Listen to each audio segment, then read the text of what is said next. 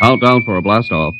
X minus 5, minus 4, minus 3, minus 2, X minus 1.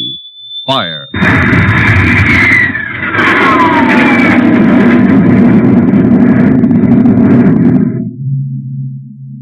From the far horizons of the unknown come transcribed tales of new dimensions in time and space.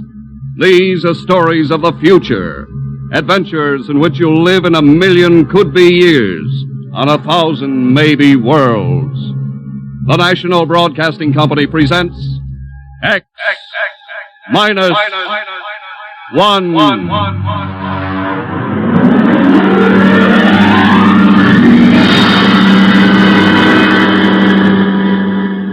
If you wanted to take over our world with a minimum amount of resistance and trouble, how would you go about it?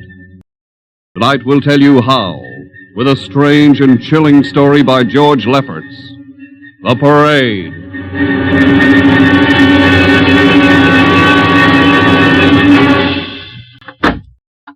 You are Mr. Sid Ryan. The same. My name is Luchar. I am a Martian. Pleased to meet you, Mr. What was that again? A Martian? As in Orson Welles? Precisely. I'm a Rotarian myself. Sit down. Thank you. Now that we've had our little joke, Mr. Luchar, what can Publicity Associates do for you? I am interested in obtaining publicity. It has been my observation that advertising and publicity are the very backbone of earthly civilization. Spoken like a true Martian, Mr. Luchar. Now, if you'll tell me the name of the client. The client, of course, will be the Martian. You don't give up, do you? Give up? The gag, I mean. Oliver! Yes, Mr. Ryan? This is Mr. Luchar. How do you Mr. Luchar claims to be a Martian. Take him outside, will you, Oliver? I am happy to see, Mr. Ryan, that my telling you I am a Martian has approximately the effect I guessed it would. I believe we can do business. I have here cash retainer, $5,000. $5,000? Oliver, take a look at that wad of lettuce. It's the real stuff, Mr. Ryan. And my client is prepared to spend many times that amount. Sit down, Mr. Luchar. Oliver, get the client a cigar, the 50-cent box. Yes, sir. Thank you. Well, now, what can I do for you, sir? I wish you to manage a publicity campaign. A very large and important campaign. Is the product established, or is it something brand new? Something quite new. Now, what would you judge the most effective type of campaign? Well, if the client has a lot of dough to throw around, a suspense campaign is best. First, you place ads in the paper saying, "Watch this space." Then about a week later, you run an ad saying XYZ or PDQ, and you get people guessing what it means. And finally, when you've teased them enough, you bust loose and unveil the product. Excellent. We will conduct a suspense campaign. Of course, in this kind of campaign, secrecy is very important. Once the name of the product leaks out, it spreads like wildfire, and the whole campaign is kerfloppo. Quite so, quite so. The utmost secrecy. You realize, of course, these things cost like crazy. Would, say, $1 million cover expense? Come again? I said, would $1 million cover it? Why, yes, I am at... You did say, $1 million.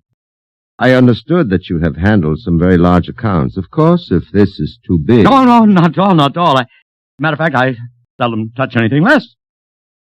Right, Oliver? Huh? Of course, that's right, Mr. Ryan. Absolutely right, yes. You will begin, then, by saturating the newspapers, the radio, the streetcars with a very simple statement. What's that? I will write it on a card. Here you are. The Martians are coming. Hey, that's not a bad teaser. Got that, Oliver? Yes, sir. The next ad will read, June 1st is Martian Day. June 1st is Martian Day. What happens on June 1st? The parade takes place. What parade? I wish you to arrange a parade up Fifth Avenue. You mean like the Macy Parade? Exactly. Except that the theme will be the world of tomorrow, the Martian world.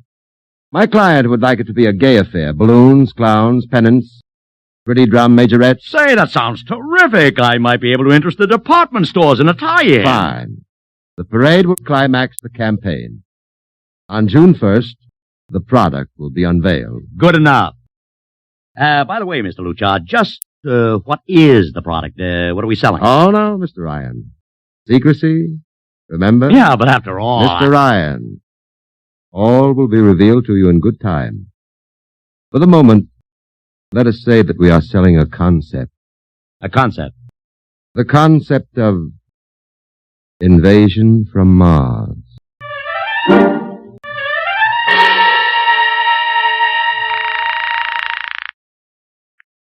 Sorrel Talent Agency. Sammy Sorrell, please. This is Sammy. This is Sid Ryan over at Publicity Associates. Listen, Sammy, how you fixed for midgets? I got midgets. Fine, I need 40 midgets for a parade. 40. June 1st. And listen, Sammy, I want them dressed in little spacesuits. In little... You know, like men from Mars. Mars. Okay? And I want some movie extras, maybe 50 of them. 50. Also rigged up like men from Mars. Make them look gruesome. Got that? Gruesome. Also, I need some horses with pretty girls on top of them. Maybe you can get that bunch from Maroney's Traveling Circus, the one we booked for the Fireman's Parade in Albany last year. Yeah, I'll try, Sid. Never mind the expense. Just get me the talent. Sounds like you landed a big client there. Who is it? It's a secret. I gotta hang now. Call me back, Sammy. Right. How you doing, Oliver? Oh, fine, Mr. Ryan, just fine. I got 100 small boys pasting little stickers. The Martians are coming on the subway platform. Good. We got full-page ads in all the dailies. Good. And 10-second spot announcements on every local station. Good. It's costing a fortune. Good. The more it costs, the bigger our percentage. Spend like you were going to the electric chair, Oliver. Yes, sir. How are you making out in the parade? If it comes off, it'll be the biggest thing since Barnum invented the midget. I've got Macy's, gimbals, and sacks to contribute floats. Everything is built around the Martian theme, see? Even the horses will have long feelers attached to them. And funny-looking extra legs. It'll be sensational. That sounds fine, only... Only what? Mr. Ryan, we don't even know what we're selling. Oliver, my boy. You think old Sid Ryan has been sitting here spending all this moolah and not putting two and two together? You mean you know who Luchar represents? Just by accident. And I have learned that Century Pictures is making a big new epic. One of those expensive pictures they make in secret and then spring on the public because they don't want the other studios to get the jump on them. What's the picture? A space opera titled Invasion from Mars. Get it? Oh, I begin to see. Also, by mere coincidence, it's supposed to have its premiere sometime around June 1st. You follow me? Yes, but, Mr. Ryan, Century has an exclusive contract with New Feature Syndicate for all their publicity. Suppose Century Pictures doesn't like the way New Features is handling their stuff. They want to get out of the contract, but New Feature says no, so they have to get around the contract. A man named Luchar, client unknown, starts publicizing the Martian invasion. Need I go further? I don't know, Mr. Ryan. Sounds pretty far-fetched to me, but I don't know. That's what I like about you, Oliver. You're so innocent.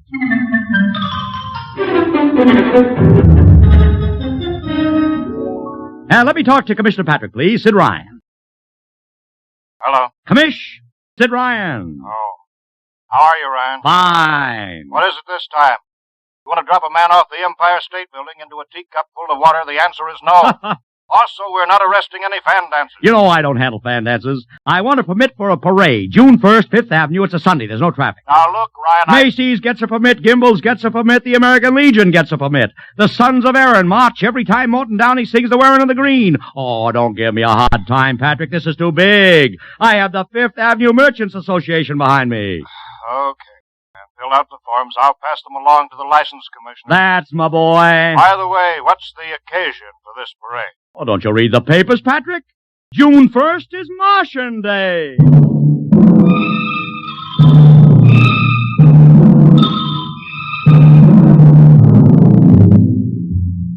How is the campaign going, Mr. Ryan? Like wildfire, Mr. Luchar, like wildfire. Everybody and his brother is going along with the gag. Yesterday, we distributed 50,000 Martian hats to school kids. I got some of the merchants doing World of Tomorrow displays in their windows. Every big novelty manufacturer in town is climbing on the bandwagon. They want to get into the parade with floats, giveaways, anything. Everybody smells a buck to be made. I wouldn't be surprised if the mayor himself declared Martian Day. I've even arranged for Commissioner Patrick to accept a $50,000 check for the Policeman's Benevolent Fund from the man from Mars. Oh, it's terrific, terrific. My blood pressure's up to 200. Excellent. I understand Century Pictures spent over $1 million making that space opera. I beg pardon? Oh, come, Mr. Lucha. Sid Ryan wasn't born yesterday, you know. I know who our client is, even if you don't admit it. You do? Always thinking that's me. Well, as long as you know, let's keep it to ourselves, shall we, Mr. Ryan? As you once remarked, when these things leak out, it destroys the surprise and ruins the effectiveness of the campaign.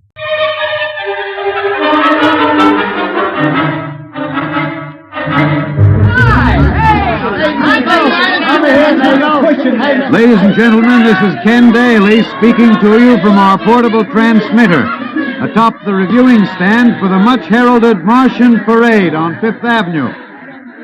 It's a beautiful sunlit day here in New York, a perfect day for a parade, and the streets are packed with thousands of spectators all eager to find out what this is all about. There's an air of shrill expectancy. Some of the kids and their parents have been camped on the curbstone since early this morning to be sure of ringside seats when the so-called Martians pass by. I've just had word from Sol Brown up at Central Park Mall that the Martians have landed from big pink balloons.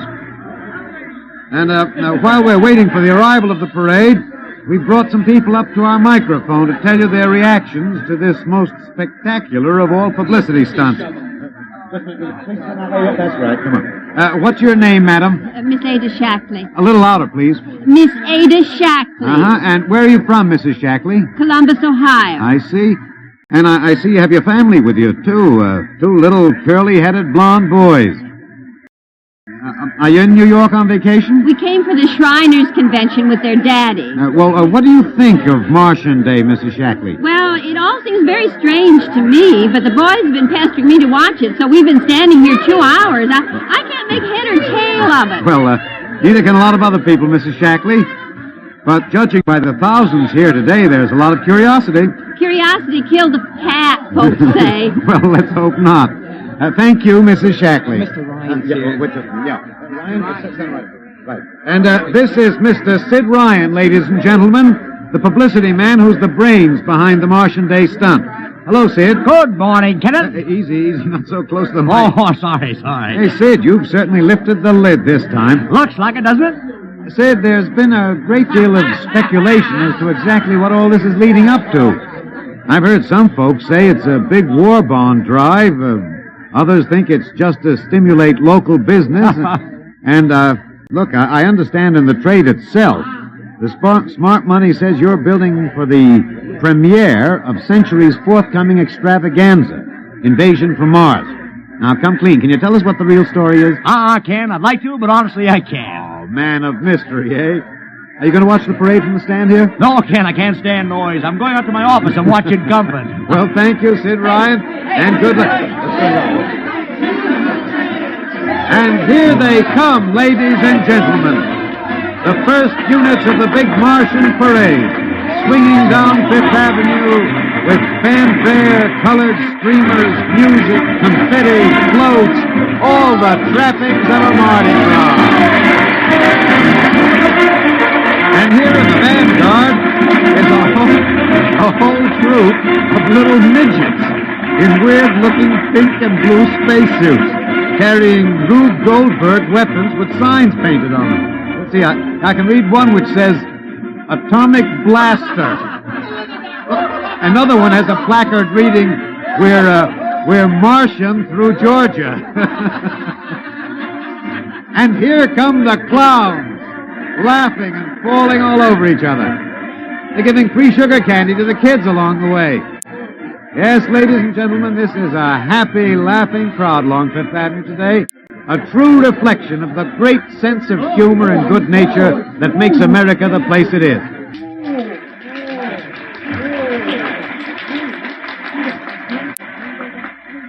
This is promised as the climax of the show. Now a great hush has fallen over the crowd. Quite a sight to see these thousands of people standing here expectantly, hearing only the great regular sigh of their mass breathing. Now here they come, ladies and gentlemen, the Martians, marching in booted, helmeted ranks. row after row of them. Aye, this is an impressive sight, ladies and gentlemen, and a rather serious contrast to the rest of the joyous slapstick parade we've witnessed. There are perhaps, 200 tall, broad-chested men dressed in metallic gray spacesuits with thick glass visors drawn across their faces. Each is holding an ominous-looking ray gun at the ready position. They're marching in absolute silence, keeping step perfectly, as though some mute, unspoken command were marking time for them. The crowd seems rather grim and serious now. Perhaps they're reminded of the actuality of war and possible invasion. They stand solemnly, silently, watching. Even the children are awed. And now the first ranks of the Martians are moving past us down Fifth Avenue toward the reviewing stands at the square. No one moves. What's that? What's happening? There, a woman, ladies and gentlemen. She dashed out into the street. For what reason, I don't know. She attempted to lift the visor of one of the Martian spacesuits, but just as she reached the Martian, she fell forward in a dead faint. I tell you, I've never felt such mass tension in the crowd as we're experiencing here right now, today. All sorts of rumors have begun filtering back through the audience. There are excited whispers of she's dead, she fainted, and now an undercurrent of, what? They're really Martians. This is an example of how a single incident can precipitate mass hysteria, ladies and gentlemen. I tell you, it's a mighty reassuring sight to see the blue uniforms of New York's finest spaced every 10 feet or so along the avenue. Somehow, I can't explain it, this incident has begun to work on what was a moment ago a happy, carefree crowd, and the complexion is changing.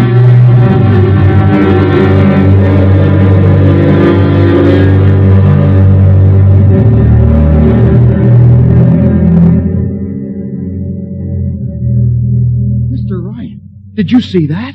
A woman fainted. Of course I saw it. What do you suppose she saw? Oliver, old man, did I ever tell you you were too naive for this business? But that young woman ran out into the streets to get a close look at the Martians, and then she screamed and fainted dead away. I'm well aware of that, Oliver, since I paid her $50 to do it. What? The dramatic moment, Oliver, the stock and trade of the good publicity, man. Relax. Holy smokes, you sure think of everything. Yeah, for my share of this deal, roughly $100,000, I can afford to think of everything.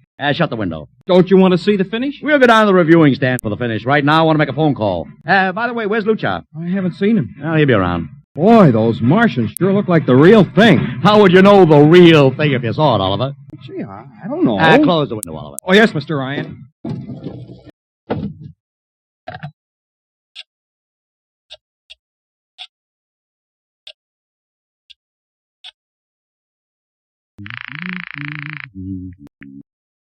Laurel's talent agency. Sammy, this is Sid Ryan. Say, listen, Sid, I was going to call you. I'm awful sorry about those Martians. What do you mean, sorry? They're terrific. No, don't joke, Sid. I mean it. Well, I mean it, too. They're great, great. Are you in the bag? Never felt better. You mean it, don't you? Of course I mean it. What is this? There are Martians in the parade? About 150. Of course, I only ordered 50, but Sid. under the circumstances... Sid. Well, what is it? Sid, don't you know? I couldn't get you a single movie extra. There's a studio strike in New York. I was going to call you, but I figured... Wait a minute. Where'd these guys come from if you didn't hire them? I don't know. Maybe Oliver... Oh, hold on. Oliver. Yes, Mr. Ryan? Did you hire those Martians? No, sir, Sammy, this is on the level, isn't it? Honest, Sid, Okay, Sammy, I'll call you back. What's the matter, Mr. Ryan? I don't know. I just don't know. I've got to locate Lucha. What's Century Pictures number? Mr. Ryan, this is Sunday. Oh, yeah. Well, get me their publicity director, Marty Sanford, at home. Oh, yes.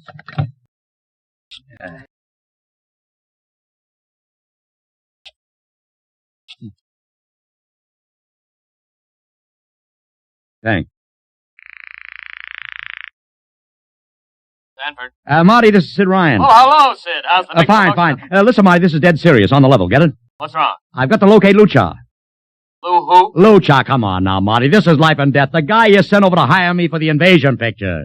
Invasion picture? Invasion from Mars, the space opera. Are you batty? Marty. That picture was shelved last month. What? Sure, back in the can. Too expensive and too fantastic. The big shots decided you can't sell a Martian invasion to the American public. And I never heard of a guy named Lou. What is it, Mr. Ryan? You look terrible. Fantastic. What's too fantastic, Mr. Ryan? Is something wrong? Open that window. I want another look at those Martians. Yes, sir.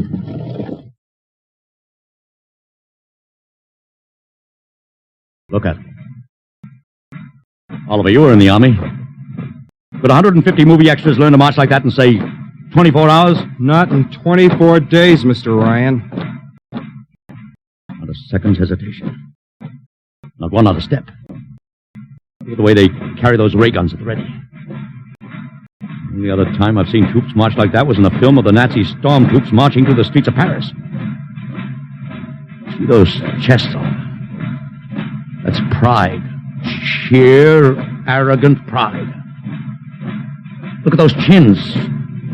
That's contempt. Nobody could act like that. Mr. Ryan! Oliver, get down there. Find that woman who fainted. Her name's Gloria Montex. Get her up here. Make it fast.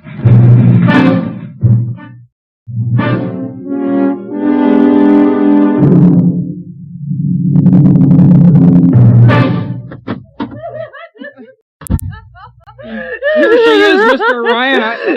I can't get much sense out of her. Stay away from me. Gloria, it's me, Sid Ryan. Oh, don't kill me. You're a Martian. Gloria, settle down. Now you're wearing a mask. Baby, it's me, Sid. And underneath, it's awful. It's all big green eyes and those feelers like a captain. Baby, snap out of it. Listen, what happened down there? You ran out and screamed like I told you, but the fainting, that wasn't in the act. Oh, go away, please. Go away. What'd you see? Oh, no, please. It's too awful. Please, please. Just one question, baby. Inside that helmet, what'd you see? You won't get anything out of her, Mr. Ryan. She needs a doctor. Okay, Oliver, I've heard enough anyway. You take care of Gloria here. Get her a drink. Where are you going? To see the commissioner. We gotta stop this parade before things begin to happen.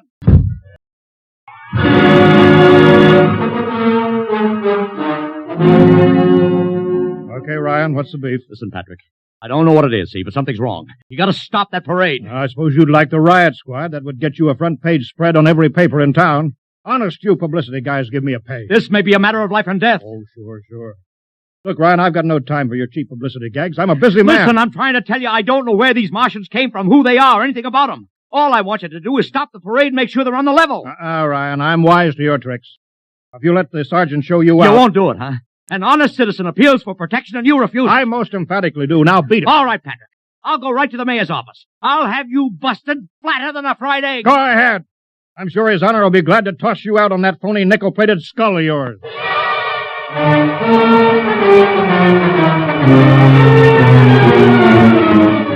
You heard me, Ryan. You cannot see the mayor. Adolf, please. This isn't a gag. I don't want publicity. All I want to do is maybe prevent something horrible from happening. In case you don't know it, wise guy, something horrible is already happening. A couple hundred little kids are in the hospital with ptomaine poisoning from that phony Martian candy you passed out. Or didn't you know? I didn't. We've got to stop that parade. Sure you'd like nothing better than to start a panic now. Maybe a few hundred people would get trampled to death. Think of the newspaper space that would get you and your product. I won't stand for this, Adolf. You won't have to, because you're going to get out of here right now. Go on, beat it. Get out. You and your publicity stunts make me sick to my stomach.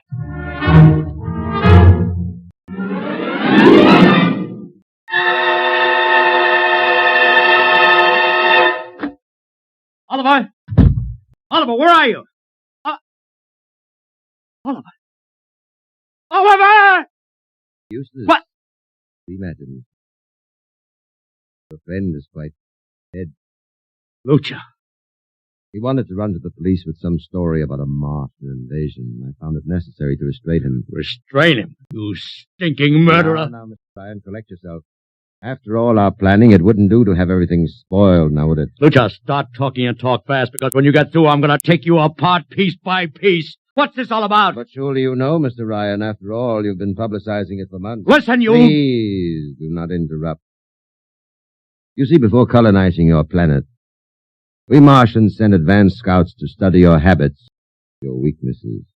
We found that the people on Earth are predominantly conditioned by advertising and publicity, and so we conceived the idea of treating our entire invasion as a vast publicity stunt. Clever, huh? After all, Mr. Ryan, who would suspect an invader who advertised his invasion in the newspaper, invited the public to his surprise attack, and spent millions publicizing his plan? Oh, jumping catfish. You've done very well. Then There was no product. Ah, but there is a product. The product is death. What are you trying to do, Lucha? We Martians are a humane people, Mr. Ryan. We do not like to destroy thousands where a few hundred would suffice. In exactly 2 minutes, our troops will treat the world to a spectacle of death, which will bring the rest of your planet to its knees in horror. Nations will clamor to surrender. Perhaps, Mr. Lucha. But not if I can help it!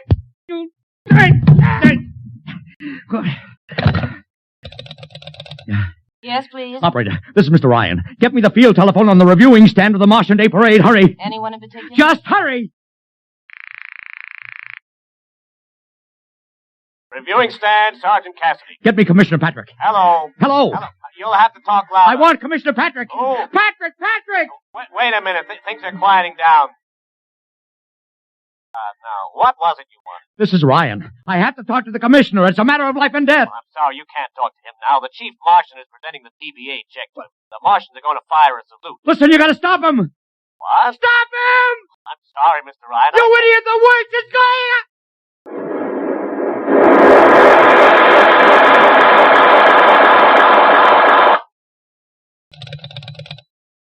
The operator.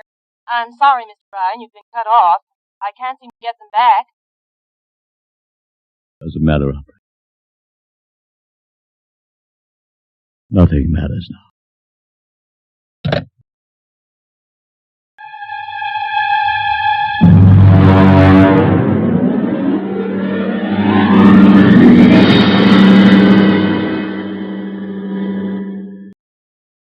Tonight, X-1 has brought you The Parade, an original story written by George Lefferts.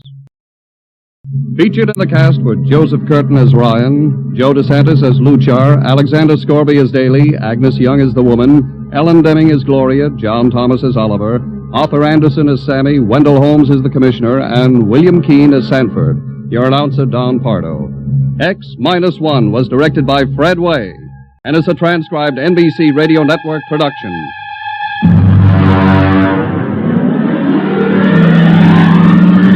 Next week, the tables turn. Instead of Martians invading Earth, we bring you a tale of men invading Mars. Ray Bradbury's brilliant short story entitled Mars is Heaven. Suppose you were a member of the first rocket ship crew to land on Mars, but instead of seeing Martians, you find that you've landed in a town that looks just like home, that all your dead relatives and friends are there to greet you, so that as incredible as it may seem, you think you're really in heaven. That is, you think so, right up to the fatal moment. The moment of X-1.